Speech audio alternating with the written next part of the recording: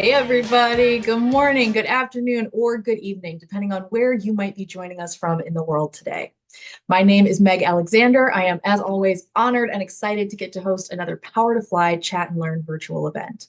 Now, a couple quick call outs. If you would like a visual descriptor, my name is Meg Alexander. My pronouns are she, her, hers. I am a 38-year-old white woman. I have pink and purple hair, blue glasses, and a black t-shirt on. Now, I'm incredibly excited to welcome you to today's Chat and Learn, Thriving in the Workplace with Vizient, Insights from a First-Generation Leader. Now, before I dive in and introduce you to our speaker today, I want to go over a couple quick housekeeping items. This will be especially important if today is your first event with Power to Fly. And if that's the case, then hi, welcome. We're so happy to meet you. Now, the love is no less real for my frequent flyers, y'all. Thank you so much. I love seeing your familiar names, faces, and avatars in the chat. So thank you all so much for coming out. All right, now, the big thing that you should know about Power to Fly events, whether this is your first event or your 50th with us, is participation. We want to make sure that you are as engaged as you'd like to be today. And we want to make sure that the time that you spend with Power to Fly and great companies like Vizient is well worth it. So please feel free to participate in any way you'd like.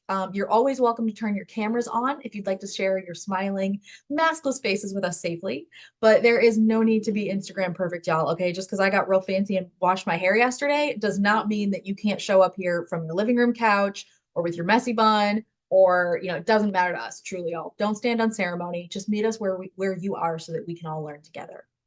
Now, we are recording today's event, and what that means for you is you don't have to take notes. You get to relax, enjoy the conversation that I'm about to have with Elizabeth, and not have to worry if you missed a resource that someone listed or a podcast name or anything. So don't sweat there. Now, as we're going through here, everybody from Power to Fly, well, not from Power to Fly, sorry, everybody that registered for today's event is going to get an email in about 4 to 5 business days. And when you grab that, it's going to come from Power to Fly, and that email or that link, I'm sorry, is going to take you to where we're going to post this video when it goes live on powertofly.com. Now, like I said, that can take like 4 to 5 business days. We are live streaming to YouTube right now. Hi, YouTube. And so if you want to find this video even faster, you can always head over to our YouTube channel. Like I said, we're going to share links in the chat thread for all of this as we go. And we are happy for y'all to find this video on YouTube. Now, the other thing I want to highlight is our YouTube channel is awesome. It's where you can find a lot of our kind of best hits. Some of my favorite Power to Fly chat and learns are housed there. But y'all, the true mother load, all of our resources for 100% free, all of that is on our website. So I very much recommend you check out powertofly.com. Now, as we go through today's session, I would love to encourage y'all to ask questions. So if you have any questions for our speaker today, please feel free to submit them. You're welcome to, navigate in the chat and interact with your fellow attendees, all that kind of stuff. The one thing I am going to bring your attention to real fast is our code of conduct. So this is a lot. It basically boils down to don't be a jerk, okay? If you want details on that, you can always DM me. You can find my name, Meg Alexander, in the dropdown. Happy to help you if you've got any questions there. All right, now I'm very excited to introduce you to Vizient, in case you've never heard of them before. Vizient's mission is to connect healthcare organizations and providers with the knowledge, solutions, and expertise to enable them to accelerate their clinical and operational performance. Now, Vizient provides expertise, analytics, and advisory services, as well as a contract portfolio that represents more than $130 billion in annual purchasing volume. Vizient's solutions and services improve the delivery of high-value care by aligning cost, quality, and market performance.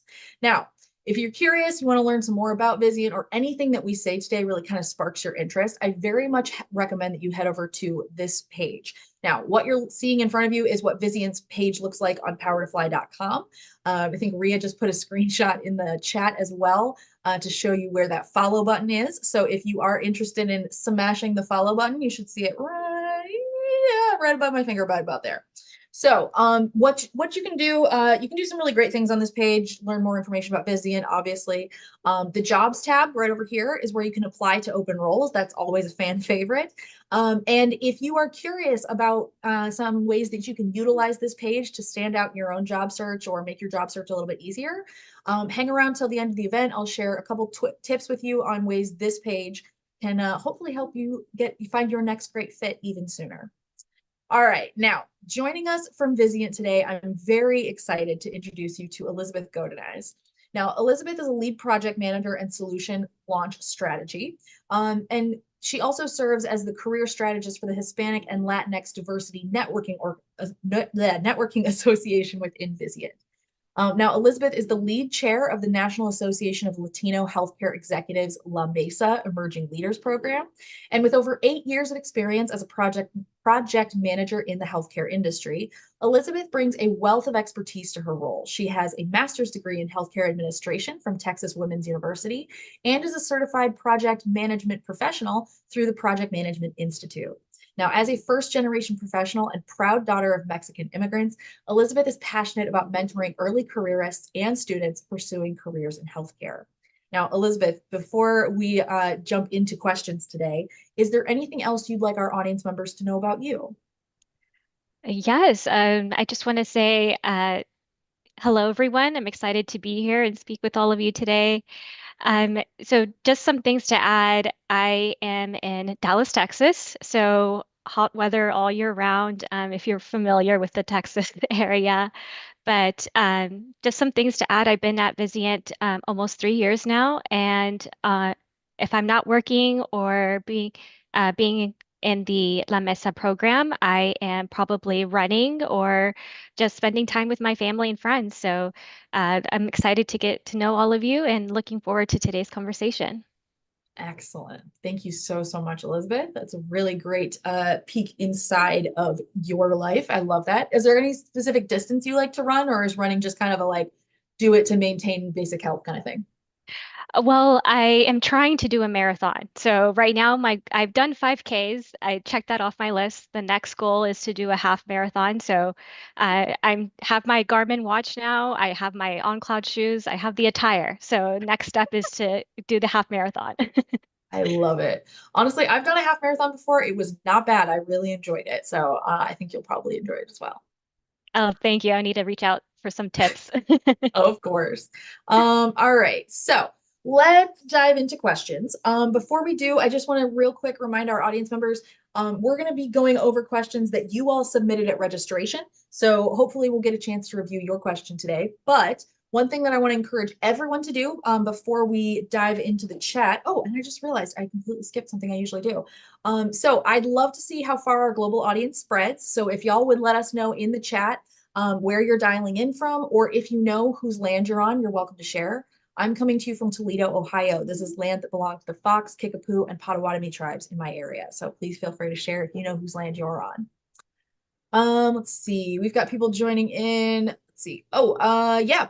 Let's go ahead and launch our poll too. All right, so we've got Colorado, Fort Worth, New York City, Dallas. Oh my goodness, Washington, all kinds of places. God, I love this, y'all. Houston, Texas.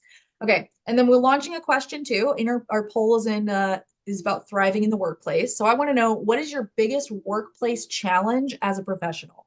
Navigating workplace culture, building a professional network, overcoming self-doubt or imposter syndrome, finding mentorship opportunities, and balancing work and personal life. These are really good options, y'all. We've got more people chiming in. We've got Latoya in Savannah, Georgia. Pinky's coming to us from Barcelona. Susan is in Boquete, Chiriqui, Panama. Thank you so much for chiming in here, Susan. I love this. Thank you all so much for dialing in. New York, Monterey, California, more from Georgia. I love this. All right, keep taking your quiz, y'all, or taking that poll. And then by the time we get to the end of our poll, we will be ready to dive into questions. Here we go. All right. So, let's see, we've got about a minute. Yeah, I think we're good. All right, so we're going to end our poll here. Share results. There we go. All right. So winning us out here, overcoming self-doubt or imposter syndrome with 34% of us. You are not alone in that, y'all. Mhm. Coming in second was balancing work and personal life with 28%. And then our top three is rounded out with navigating workplace culture and then finding mentorship opportunities. Okay. Excellent. I love this. All right. So, Elizabeth, let's dive into some questions that we had first and foremost. Could you tell us what your journey has been like? Obviously, one of the facets and one of the reasons we wanted to talk to you is from your perspective as a first generation leader. So, what has that journey been like? What has it been like for you to grow up as first gen in America? Thank you. So Growing up first gen, first off, it kind of feels like you don't have a roadmap. You know that you need to graduate from college, but then your parents tell you, oh, you need to find a job. What does that mean? How do you apply for a job? How do I get into a professional job? And so my parents, their American dream for us was first graduate from college. I just want all our kids to graduate from college, and thankfully, all three of us did. And so after I graduated, I was stuck in this position of, okay, how do I find a job? I have the degree. That's what my parents have been telling us to do. I have it now. How do I use it to find a job? And I remember I would go on YouTube and look, how do I do an interview? How do I draft a resume? How do I negotiate a salary? Like I had no idea how to do that. And it's not something that my parents knew how to do. My dad worked 7 days a week. He's a machinist, and my mom worked in accounts receivable at a moving company. And so they weren't climbing the corporate ladder. They were just having enough to put food on the table and make ends meet. And so after college, I had applied for a job at UT Southwestern where I worked in the call center. I had studied biology. I knew I wanted to be in healthcare. I thought I was going to be a physician assistant. And so I was working in the call center and studying for my GRE on the side. And then I just kind of realized no, I want to be in healthcare, but I want to be on the business side. And so I had no idea what that meant. And I remember I was talking to one of my managers and telling them, I don't want to do my GRE anymore. I like the business side. I feel like I can do more. I'm listening to the patients and I'm hearing the challenges that they're going through about getting basic care, how they have transportation issues, insurance issues, or just difficulty taking time off from work. And it just felt like I needed to do more. And so my manager was actually the one who said, oh, there's a degree called healthcare administration. I was like, oh, what does that mean? And he kind of explained it as, oh, it's the business side of healthcare. It's different from an MBA. It's solely healthcare. Look into it. And so I applied for Texas Women's University for their healthcare administration program. And then another challenge was, okay, now I have to pay for this school. How do I pay for school and pay for my car and pay for my groceries, pay for all the bills? How do I have I didn't have the luxury of quitting my job and just putting school full time. And so, again, I was telling my manager, and he was like, oh, we have a tuition reimbursement program. You should look into that. And I had no idea. And so these are not things that I knew. If someone wouldn't have told me, I would have never found out. I would have been there paying for school, trying to make ends meet. And so, luckily, I was able to keep my job and go to school part-time. And so after UT Southwestern, I had a master's degree and I was just kind of felt stuck. Like there was more I could do, but it didn't seem like there was much opportunity for me to grow. I was ready to learn something different. And so I moved over to the Children's Pediatric Center in Dallas. And so I worked there during the pandemic and then I used my degree and applied for a mentorship program there as well. And then just started implementing change there and working on projects. And then I came over to Vizient after when things started opening back up and people were going back into the office. I found Vizient.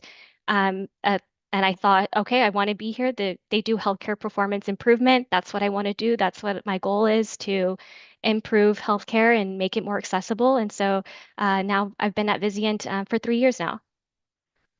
That's awesome. Thank you so much for sharing what that experience has been like. I feel like that standing at that edge of like, I'm not quite sure what else to do here. I feel like there are a lot of people that have experienced this, whether, regardless of your parents' immigration status. And so I think it is really important that, we kind of embrace that so many of us kind of don't really know what the path forward is, right? For the longest time, like you said, that American dream was all your kids go to college, and that was kind of your last step, right? To set everybody up for success. You made sure they graduate high school, you get your kid into college, then they're set for a good life, right? And so I think there are a lot of people who were similarly kind of thinking the same thing. And truly, the most amount of shout outs in the chat happened once you started talking about your manager, because like that is amazing. Like that's truly what you want from a manager, right? Is somebody that sees potential or sees opportunities for you even where you don't. And somebody that tries to really make those connections happen, put you in the right place so that you can be successful. That's amazing. I wish we all had managers like that. All right. We're going to keep going on questions, but I just wanted to highlight, because I don't think I did this very well at the start. We've got questions. We've got 5 questions from those that were submitted. We put into that Q&A bucket. So if y'all want to dive into that Q&A bucket, you can find it in your Zoom tab or your Zoom toolbar. From there, there's going to be 5 questions in there. If there's little thumbs up icons, go ahead and vote for any of those questions that you would also like the answers to. That way I can prioritize what areas of today's topic are going to be more, impactful for y'all. So please feel free, and you can submit any other questions you have. You can send those right into the Q&A bucket if you'd like. But other than that, we'll just keep working down through questions. Let's see. Okay. I want to talk about how your background has influenced your approach to leadership and project management. When you were going in and deciding that you wanted to kind of keep upskilling and earn that project management certificate, what do you think from your background really helped influence you to do so? Yes, so I have my project management professional from the Project Management Institute. And really, I was just, again, in my network, looking at LinkedIn, looking at, okay, what do people have that are project directors? What do they have if they are in maybe an executive and strategic initiatives? And they had these certifications. And so I kind of just went back to that tuition reimbursement thought. And luckily, Vizient has an excellent professional development program. And I asked my manager, I said, I want to grow as a project manager. I see that there's a certification that's accepted across healthcare industries and then industries outside of healthcare. Would Vizient be willing to pay for that? And she said, yes, like we have a professional development budget. We can help you. And so I got my certification last year and I've been spreading the word. So anyone that's at Vizient, I tell them, hey, we have a professional development budget. If you're interested in a certification, take a look at that. Even people who are not at Vizient, like the early careers program that I'm a part of, I tell them about Lean Six Sigma. I tell them about even just certifications like maybe it's managing difficult conversations or emotional intelligence. There are lots of things that you can do, and I make sure to spread the word and tell them, hey, ask your manager or ask your school if they have like a program or like a professional development program that they will sponsor you to get these certifications. So that has definitely helped me. Yes, absolutely. I mean, I think you're hitting the nail on the head when it comes to these programs, right? DEI programs are amazing, and having stuff like this, like professional development, is fabulous. But unless people are able to access it, unless people know it's there, it might as well not exist. So I mean, you're out there doing the Lord's work, making sure everybody knows about this professional development opportunity, because and Mary's chiming in as well, saying this is why we partner with companies like Vizient, because it's really it benefits the company for employees to develop professionally. So I think that's wonderful and definitely something that we love to hear about. Okay, I'm diving back into our questions from our bucket, and I see people have started to vote. So the one that's ranking up at the top right now, let's talk about imposter syndrome. Mhm. What strategies have you found most effective when you are trying to combat your own imposter syndrome? Yes, this is something that I've struggled with for I would say since college. Like I didn't know there was a word for it. I just thought I was anxious all the time. That's what I thought. I was like, oh, it's just anxiety. And then one of my friends told me, no, there's this new term that people are using called imposter syndrome. And I read about it and I was like, yes, that's exactly what I feel. It's this little voice of self-doubt. And all the articles I read about it is just, it's not true. It's fear. It's just someone who, it's the voice in your head that's trying to take you away from your potential. And so what I do is I just take deep breaths, bring myself back to reality, and just tell myself the facts. Like, no, I graduated from high school. I graduated from college. I have a master's degree. Like, I have almost 10 years of experience, of project work experience. Like, bring yourself back to reality, name your accomplishments. And then I also have a great support network. So my husband tells me all the time, like when I can't get out of my head, he tells me like, look at your wall, look at your degrees, like you have this, you know what you're doing, you are qualified. So he always brings me back to earth. But even that, like putting the degrees up on your wall, like show that, display that, like you accomplished that. And it was, it's challenging. Like I remember in college just sleepless nights, not knowing what to do, not wanting to call my parents because I didn't want them to worry. And so definitely celebrate your accomplishments and just continue to tell yourself the facts. Like, you know what you have accomplished, you know that you are worth it, your story is valid, you can do it, and you are qualified. I absolutely love this. There's tons of people chiming in the chat saying having a supportive partner is absolutely priceless, 110%.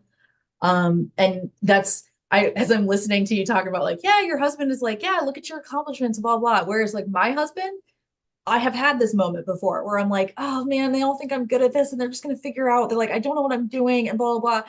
And I've had this conversation with him and he just goes, so you tricked them all into thinking that you know what you're doing. That means you can trick them into believing it longer. And I'm like, oh yeah, that is a nice way to look at. Okay, sure. So there's multiple ways to kind of reinforce here. But I think this is a really I love coming back to like the facts, right? Because it's for me, it's hard to argue with the facts. I also very much appreciate calling this out because I feel like women experience this a lot more than men, partially because of how we're socialized and partially because of, Mhm. kind of all the pressures it gets put on us. But I think the other part that's important to highlight here is having these feelings, just feeling like an imposter, doesn't make any of it true, right? It doesn't. And what does it says? Hades chiming in saying, people have said fake it till you make it, but I'm a terrible liar. And I love that so incredibly much. Oh my gosh. Crystal's chiming in, yes, know your worth. Never feel guilty about it. It took me working with an amazing executive on top of having great family and friends. I think this is absolutely so incredibly true. Chime in, y'all. If you have also fought imposter syndrome, give me like a +1 in the chat. I want to see how many other people have handled this before. Okay. New challenges. All right, let's talk about this one. How do you maintain confidence when you're taking on a new challenge or new responsibilities? This is usually when I really feel my imposter syndrome is when I'm like Mhm. not doing something I'm used to doing. So how about you? When if you are taking on something brand new, how do you maintain that confidence? Yes. So for me, I still practice. So like if I have to do a kickoff meeting, I will practice by myself, go through the kickoff agenda, go through the kickoff presentation, just so that I'm comfortable and I know the material. And then I had read an article. I was trying to actually look it up so I could share it with all of you, but they talked about doing the Wonder Woman pose. Like before you jump into a meeting, just stand with your hands on your hip. Oh, you know it. Yes, exactly. No, it works, y'all. Yeah, you Yes. like feet shoulder width apart, plant your hands on your hips, and you do one of these. And it helps if you like picture your cape wafting, flattering in the Yes. breeze, at least for me. Yeah, and that has worked for me every time. Like if you just need to build up your confidence, do the Wonder Woman pose and it really like I don't know what it does, but it just switches your mind to a different state. And that's what I do to maintain confidence is just practice and then do my Wonder Woman pose. I absolutely love that. I have a playlist that I use, especially if I'm going to like a big meeting or something that's like real scary. Like I've got like a playlist that just it's called Synthetic Sunshine because it's impossible to listen to this song and like not just be like, yes, and we're gonna do it. It's like my own version of Rocky. So I think that's really good. I love these. Mary A also has a playlist, so they're chiming in with that. A ton of people uses power posing. Jasenia saying Mhm. she's practicing power pose as we speak. I love this. And then y'all, one thing that I feel like I tell y'all what my therapist tells me all the time, but like especially when it comes to anxiety or like imposter syndrome, your brain cannot tell the difference between anxiety and excitement. Okay. Anxiety is, I don't know what's going to happen and I'm scared because it might be bad. Excitement is, I don't know what's going to happen, but I'm excited because it might be good. So if you are in the middle of, panic attack, spiral, whatever, it can't last more than 14 minutes. Your brain cannot maintain one emotion for more than 14 minutes. So it'll end. And The only difference between excitement and fear, or excitement and anxiety, is whether you are hoping for good or just worried. So hopefully that might help anybody else, because man, my therapist, she gets me. She's got me. So No, hopefully I that'll love help that. anybody else. Let's see here. Okay, let's talk about expanding our professional networks. What advice do you have? How did you do this as you were, first starting out and trying to build your professional network? Yes, so I'm a part of the National Association of Latino Healthcare Executives. And honestly, that happened because I was telling one of my coworkers, oh, I wish there was a group of Hispanic professionals just all talking about healthcare. And someone overheard us and said, oh, there is. There is a group. There's a professional organization. And she told me, well, these professional organizations, they're outside of work. Um, they can be the Chamber of Commerce, the Junior League, the healthcare has a lot of organizations. There's another one called the American College of Healthcare Executives. But she was explaining to me, like, this is a group of like-minded individuals who are passionate about healthcare. They share their ideas. They offer sessions just to hear speakers talk about what they've done at their healthcare organizations, and you can learn from each other. So really, I appreciate her sharing that because it made me step out of my comfort zone. I was that person that would just come into work, do my job, then go to school, then go back home. But it's made me network and meet new people and hear about their journeys. And I've met a lot of people who are now part of my support circle. So we help each other out if we're going through challenges. But really look into these organizations if you're in healthcare, but also there are even alumni groups. Like one of my sister is actually a part of her. She went to UT, so they're called Texas Exes, but she's a part of her alumni association. So definitely join those groups, and you get to meet new people, network, and just share with the challenges that you're going through. And you'll also get to hear like how they've overcome those challenges and can offer some great advice. That's excellent. I love that suggestion. I think there are a lot of these professional networks that I feel like sometimes we don't join them because like it just sort of feels like an extra laundry list of something of like, oh, here's another thing I have to keep up with. But I think you're right. It's incredibly valuable, especially if you're just starting out, because like, how are you supposed to meet people outside of your organization anyway? You know what I mean? Like, if you're not senior enough to be like sent to a conference, then this is how you're going to meet people.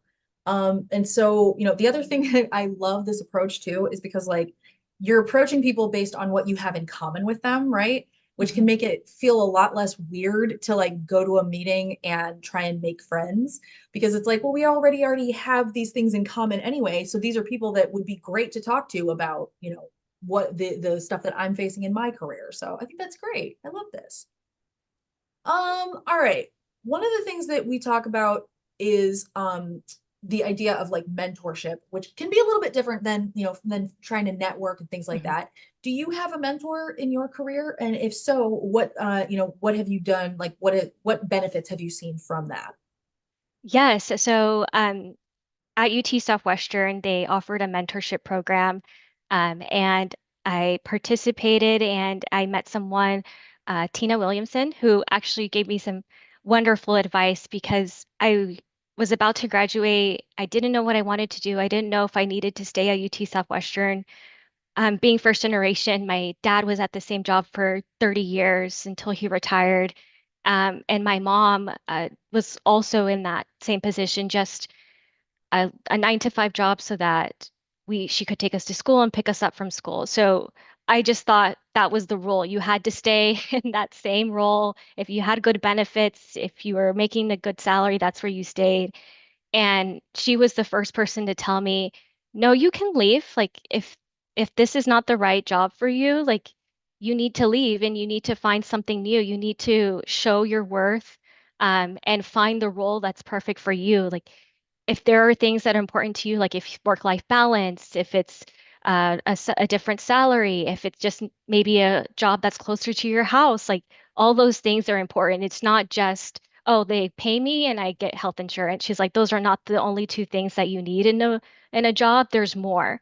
And if she wouldn't have told me that, I would have stayed. I wouldn't have explored other opportunities. And that's what I tell my Nali Lem SMNTs. I tell them when they're kind of stuck in this situation, I tell them, like, what's your goal? Like, there's more that you can do. If this is not the job and you're already questioning yourself, is this right for me? It's probably time to look for something else. That's huge though. Like that's massive. I'm so glad you had someone in your corner to say that to you because I feel like there's a lot of us that especially depending on when you hit the job market that either fell into that same kind of mindset, you know what I mean? Like we're way past the get your first job out of college, stay there for 35 years, get your gold watch, go home, right? None of us are really in that anymore. The world kind of doesn't really exist. Mhm. So I think that it's important that people tell you things like this because otherwise all you're getting is kind of the ancestral knowledge of how you get a job, which may or may not be very like up to date for what's going on currently. So I think that's wonderful. Like again, having people who see where you might go in your career and wanting to help push you forward to those things, those people are invaluable. So invaluable to have around. Okay, another question from the chat here, from the Q&A bucket. This person wanted to know how you approach continuous learning and professional development. So obviously we've talked a little bit about this, so we know it's something you're in favor of. And we've talked a little bit about professional development and how you're able to go through that. Let's Mhm. talk about the continuous learning aspect. Can you tell us some of the ways you've been able to continue your education while while pursuing your professional goals? Yes. So, first, knowledge is power. So I try to see what other people have that has helped them get to where they are in their career. And then I also look at, okay, what does Vizient offer? And so at Vizient, we have employee resource groups called Diversity Networking Associations. And they offer professional development programs. And so I just completed one through the Mackenzie Learning Academy, the Hispanic Latinx Management Accelerator Program. And it was all because of Vizient. Like they are looking for opportunities to grow their employees. And so I just started looking at what do they offer and applied. The project management professional, the PMP, came from just being on LinkedIn and looking at people who were in those project management roles that I want to be in one day, and I saw that they had that certification. And then also just uh, networking, like when you're in those professional organizations, ask like what type of certifications do you have, or what do you recommend if I want to be in this type of role? Like asking questions, it has definitely helped me. And then I would also say, like, if you're in an organization, ask if they will pay for it. Ask if there's, if not all of it, can they cover some? Can they cover your registration fee? Like, even asking those questions, can definitely help.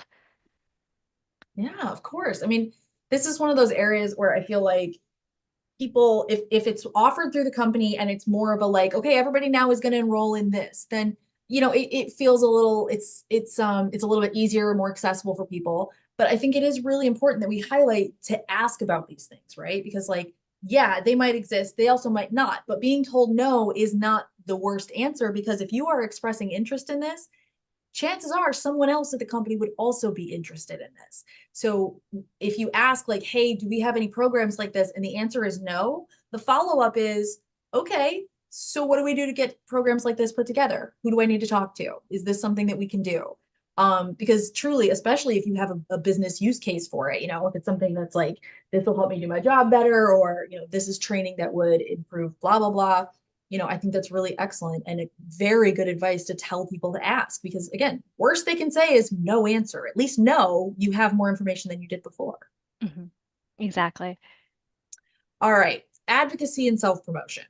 This area is something that is fraught for a lot of people, but especially from your background as a first generation leader, I can imagine that advocacy can be very difficult.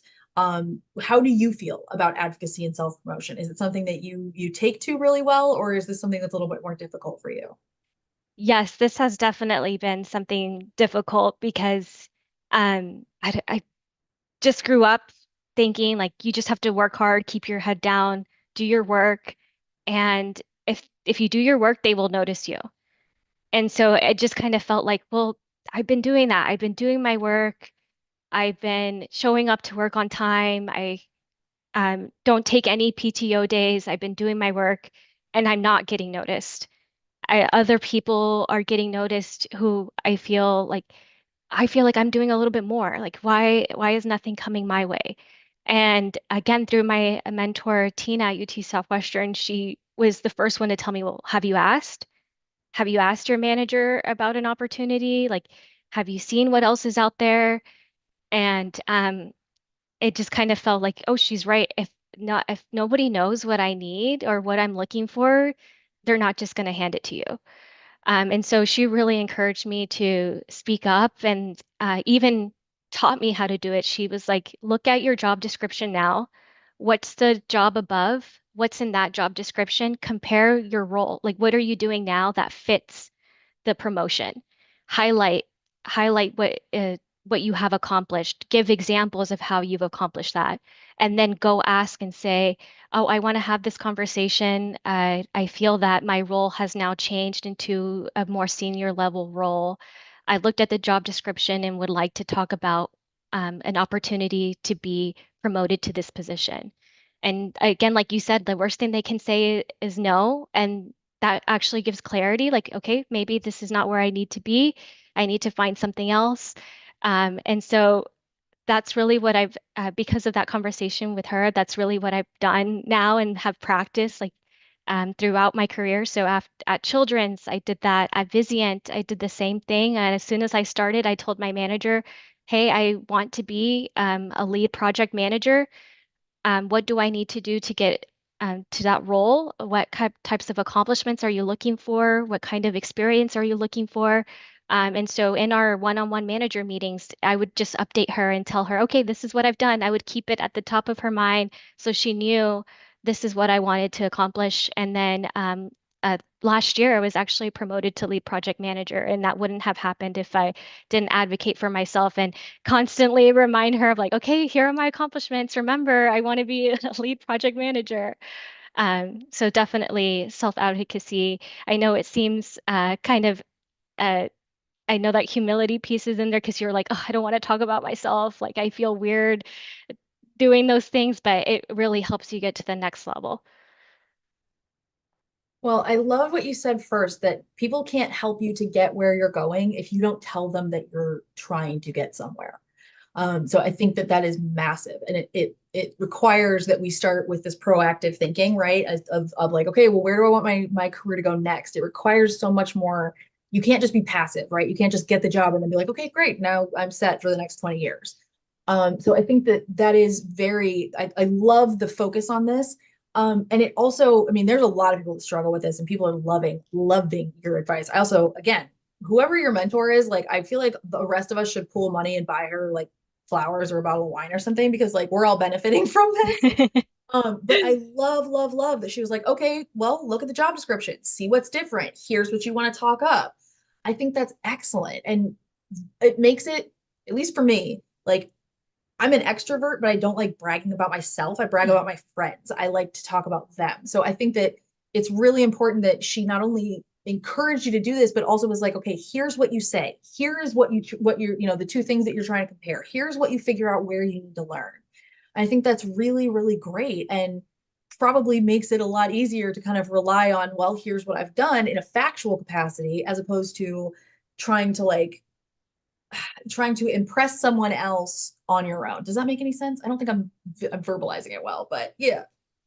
No, no, I hear you. Yeah, you're exactly right. We did get a really good question coming in from the chat here. Lubna had asked, what do you recommend for people looking to pivot into a more tech-based role but come from a non-traditional background?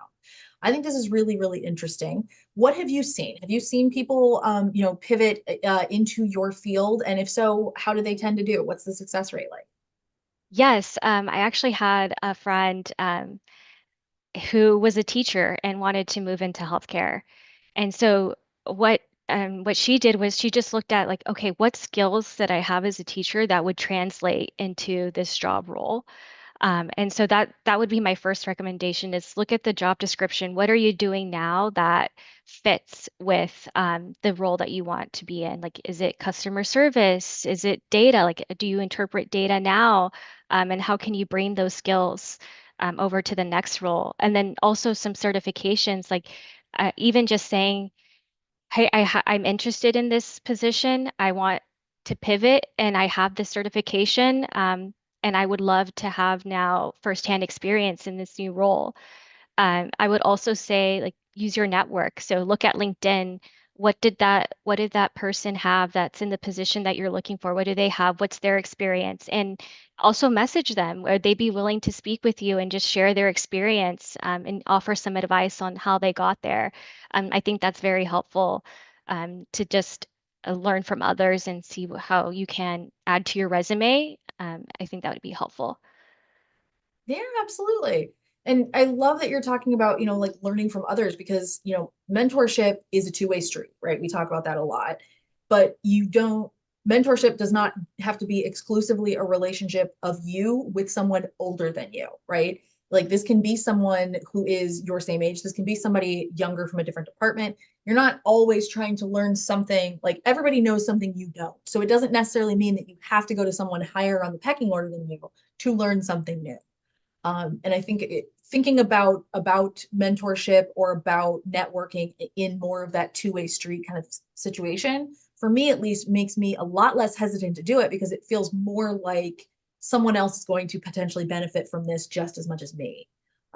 So at least for me, like that makes it a little bit easier to ask for that professional guidance. Do you feel like you would be where you are in your current role without mentorship, without people trying to help you along the way? Oh, no, it would taken, I feel like I would still be in the same role. Like I would think it would have taken me much longer um, to get to a senior position. Mentorship had definitely impacted my career journey in a positive way. Excellent. Okay. All right. A lot of people wanted to know how you foster an inclusive environment that supports first gen professionals like yourself. What comes to mind? What are some of the things that you try and focus on or try and highlight if you are a leader for other first gen people like yourself? Yes, I am the career strategist for our Hispanic Latinx employee resource group at Vizient. And so one of the things that came to mind during our strategy sessions is, okay, what information would someone need? Because we were looking at our career development for our employee demographics, like how are we trending? Are we moving in the right direction? And we just thought about maybe they need help having that conversation, what we talked about, self-advocacy. So we had our talent management team come and do a presentation on how to have a career development conversation with your manager, what tools are available at Vizient. We had our learning team come and show what certifications are available, and they also talked about, hey, ask your manager if they will pay for it, if this is something you're interested in. So just bringing those conversations um, definitely help foster an inclusive environment. I'm also the lead chair of the National Association of Latino Healthcare Executives, our La Mesa Emerging Leaders program. And the majority of our mentees are first generation. And so the topics that we bring to them are about financial stewardship. Sometimes you're the first in your family to make a good salary, and some of them have said, well, I'm making more than my parents have ever made. Like, I don't know what to do with this. How do I apply? How do I do retirement? How do I invest in my retirement? So just bringing those conversations to them, but also bringing them to the table. So if I'm at a conference, I will bring them along with me and tell them, hey, you should meet Christopher. Like, this is Amanda. Like, Amanda's interested in this. Meet Christopher. So just bringing them to the table and just letting them shine and letting them tell their story and just telling them, okay, that it's okay to be your authentic self. Your story is valid. Your story is important. And then just looking at what resources do they need if they're first generation. So definitely giving them as much access to resources as we can. That is so wonderful and really when we had talked earlier prior to today's chat, when we'd first spoken, that was one of the things that struck me as well, was this idea of, okay, well, I might be the first person in my family to graduate high school. I might be the first person in my family to go to college, let alone graduate. And I think especially if you are coming from another country with potentially a language barrier, there are already so many levels of that that feel vaguely impossible, right? That feel like, who am I going to ask about this? Because, my husband was in the same boat. My husband didn't realize you ever had to withdraw from college because neither of his parents went to college. Mhm. So, like, there's just steps that we otherwise would have no idea is a gap in our own knowledge base.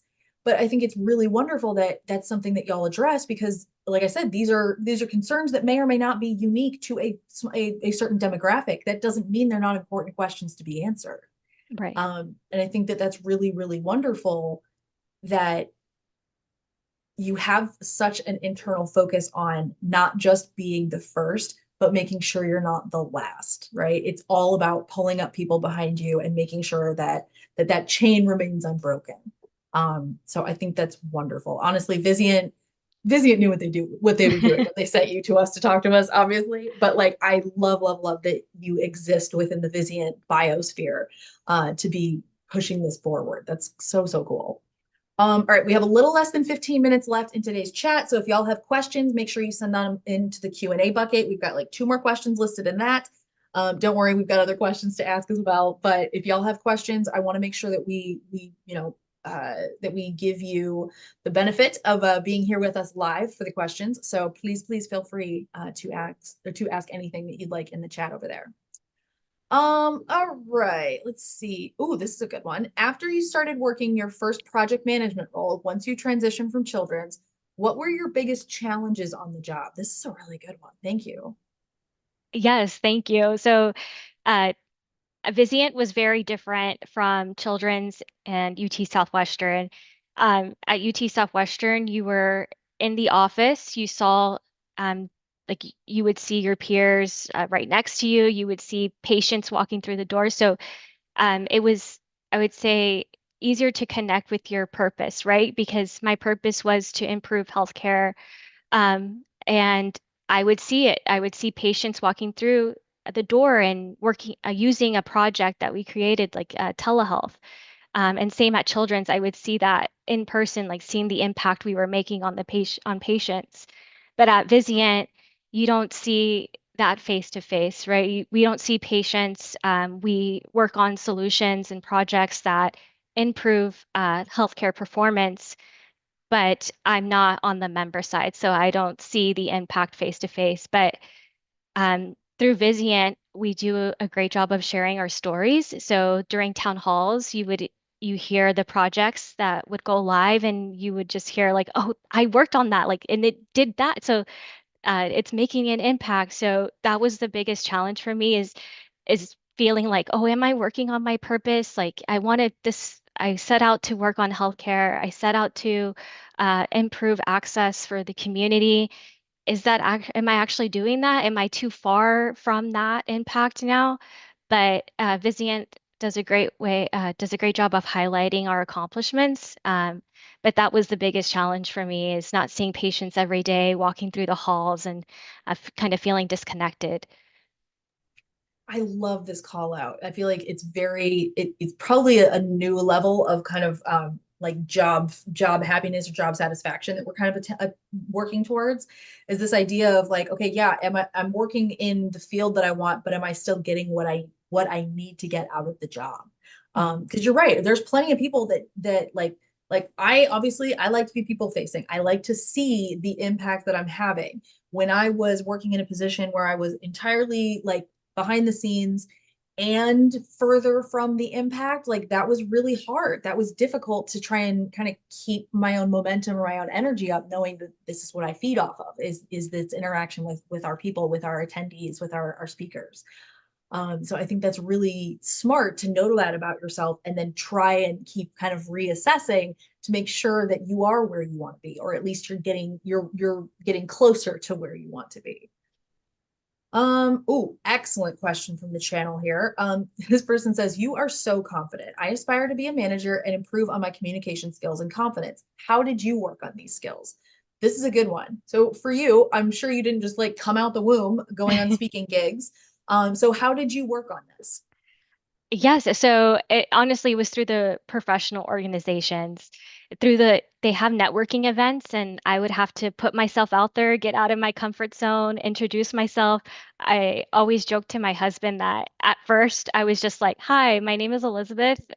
I work in healthcare," and then I would end there. Like I didn't know what else to say. I was so nervous, but through repetition, just keep practicing. Go through your go through go to those professional networking sessions and just uh, network with people, introduce yourself, have your elevator speech. And then also with presentations, like if you are in a current role where maybe you need more you need to build that experience. Ask your manager, are there opportunities for me to lead a project? I want to start kind of being the lead and doing presentations. Is there an opportunity? I would love to learn more about that. There's also a great group called Toastmasters. I don't know if you've heard of that, but they teach you presentation skills and they will challenge you to kind of wing it. Go ahead and give me a presentation for 15 minutes and just speak about a topic that you're passionate about. And you would have to unmute yourself and just give a presentation. And it really helped me build up my confidence, and also just helped me narrow down uh, like how I'm speaking. Like, am I speaking too much? How do I highlight those key points? So Toastmasters is a great organization if you're looking to grow your presentation skills. 110% absolutely recommend Toastmaster. I know several people who have gone through the program, and I was absolutely astonished at the upgrade in their storytelling abilities or in their presentations. That's huge. And I very much appreciate the call out to ask because it keeps going back, right? We keep coming back to a lot of the same themes in a lot of these chats, right? Communication, that transparency, and work like being clear about your goals, right? So telling your supervisor or your manager, like, this is what I think I want to do. So how can I practice this? Um, Truly, y'all, I wouldn't have gotten this job if I didn't tell my manager 5 years ago, 4 years ago, five, that, I was interested in having a more forward facing role. I liked speaking with clients and stuff. And that I just loved the company so much and I wanted to spread the mission. And so when I wasn't doing too hot in sales, I got moved to presentations, y'all. So truly, like, be be vocal about what you're trying to do, because not only are there opportunities that you might never know about, there might be opportunities that you wouldn't look for because you don't think they might apply to what you're trying to do. So I think it is really important to be like stay vocal about this. Okay. The last question that I want to go through, we've got about 5 minutes until we kind of run out of time. Do you ever feel pressured to network and try and navigate like the promotional track? Like, do you ever feel like it's something that you have to do even though you don't want to do it? Um, I don't feel the pressure now. I think at the beginning I did, especially with my parents, like the American dream, right, for them was to graduate, to have us graduate from college. And so I felt that pressure of, okay, I need to talk to people who are applying to the same school as me. What are they doing? What do I need to do? I felt that pressure. And then even in school, I remember like even tests would give me a lot of anxiety because I had this pressure of I have to graduate from college. That's the expectation. Um, and my parents have worked too hard and I have to do it. But now that I am on my own now it's just me and my husband. I don't feel that pressure anymore. I know what my goal is. I know what I need to do to get there. I've set out my plan. And so now it's on my time. Like now I am more control of my destiny and where I want to be. So I don't feel that pressure as much. But I definitely felt it at the beginning. Mhm. Mary's chiming in saying true talk about pressure from parents. And I think that's massive, especially even without the we came here to give you a better life layer. Even without that, it's already like you graduate college, and there's a lot of times an almost immediate pressure to not only be successful, but to look successful, right? Like you need to be projecting all of this. And that's a ton of pressure. That's a Mhm. ton of pressure for anyone. But then you add in the layer of, oh, and also we moved. We left our country Right. so that you could be here and do the things that you're supposed to be doing. Like that's even more pressure. That is wild. Yeah, I Um, remember one time I tried to like explain to my parents like the pressure they were giving me, and my parents were like, "No, you can't complain about school. That's easy. We came to this country with no money. We didn't speak any English. That's much harder than going to college. So don't complain. Get it done." mhm. Yeah. Yeah. No, that's huge. It really is. I mean, it's something that cannot be discounted. You know, you there's so much pressure to find your purpose already in America anyway, that the idea of, okay, but do it faster, it's like, oh great, that fixes it. That's fine. Like, oh my gosh, it's massive. Okay. The last one I want to last question I want to get to just came in from the chat here. This person goes, how did you promote your ability to succeed as a project manager, sorry, in order to transition into the role? A lot of PM positions require experience with that job title, Mhm. but you were able to pivot into it. Can you walk us through how that worked? Yes, so I started out in a call center at UT Southwestern, and I wanted to be in project management. So I just remember asking my manager, "Hey, are there any projects that you're looking to do for the call center? Is there something I can sit in on and maybe just a meeting, or is there someone I can speak to that you know that is in project management that would be willing to give me some advice?" So really, again, that self-advocacy, like if you got to ask. And so in my role as a call center agent, at the same time, I was working in a little project to, it's called we call it a decision tree. Like if someone new were to come into the call center, how could they navigate the phone call? And so just putting together a script, putting together a list of numbers that they would need if they needed to contact a doctor or the insurance manager, just putting those materials together and then telling my manager, hey, I put all of this together. I hear you're looking for a QA coordinator, someone to review the calls. Would I be considered for that position? Can I apply? And in that interview, I would tell them all the jobs that I or projects that I worked on while being a call center agent. But at each job, that's what I would ask for. I was like, are there any opportunities to learn about maybe healthcare policy? Like, I would love to learn more about that. Can I sit on meetings? Can even if I'm not doing anything, can I just listen? So just always asking for opportunities and then adding that to your resume will help get you to the job that you want. Great advice. Excellent. Thank you, Elizabeth. Let's see here. Okay, we have about 3 minutes left. I want to bring us back around and talk a little bit about Vizient. One of my favorite questions to ask people is, what is their favorite part about their job? What for you is the thing that keeps you coming back every morning? What is the thing that you're just like, yep, this is why? Yes, I love working at Vizient because of our collaborative environment. I feel like since day one, everyone's been, oh, what's your idea? What do you think about this? Like they're very proud to be an inclusive team environment. They're always looking for opportunities to change things or looking for opportunities to grow. And I really appreciate that. They also offer the opportunity to learn. So they really encourage us to uh, join programs like the employee resource groups. They also encourage us to listen in on sessions. So they'll bring a conversation from the community, and we'll do community conversations where you can hear how Vizient is working with the community.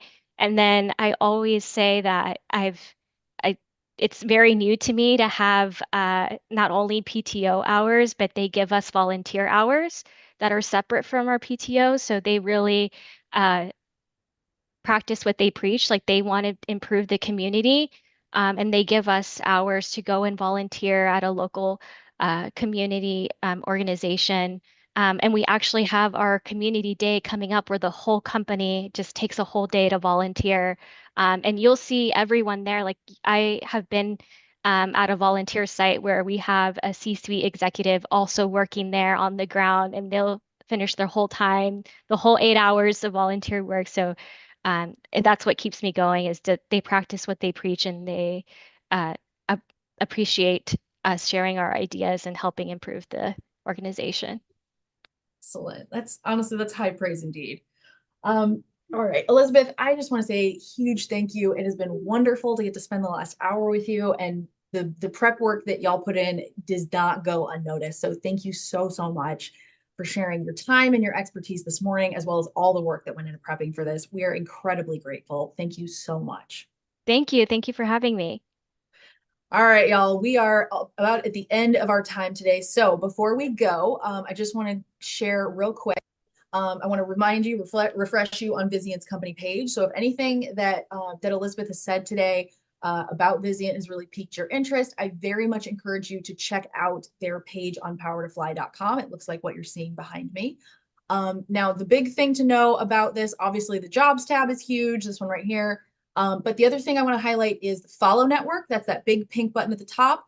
Tapping that is going to do some great things for you. But what it does is it tells Vizient that you're interested in working with them even before you fill out an application. So it's a really great option if you are actively seeking right now, but don't see anything right this second that's just perfect for you to apply for. So smash that follow button.